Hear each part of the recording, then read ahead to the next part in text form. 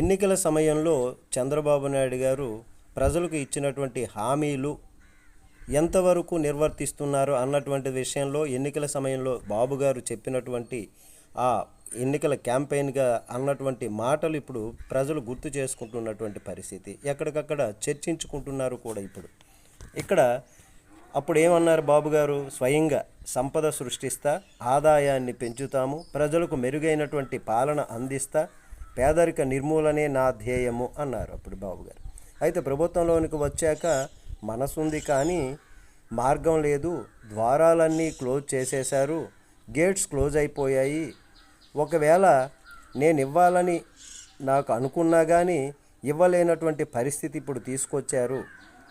అదేదో సినిమాలో అంటారు కదా, ఇంతన్నాడు అంతన్నాడే గంగరాజు, ముంత మామిడి పండన్నాడే గంగరాజు, ఇట్లా పాట ఉంది కదా. అదే విధంగా ఇప్పుడు మా పరిస్థితి అయిపోయింది అని ఇప్పుడు ప్రజలు భావిస్తున్నారు. మీరైతే ఏమనుకుంటారో కామెంట్ చేయండి. నమస్తే.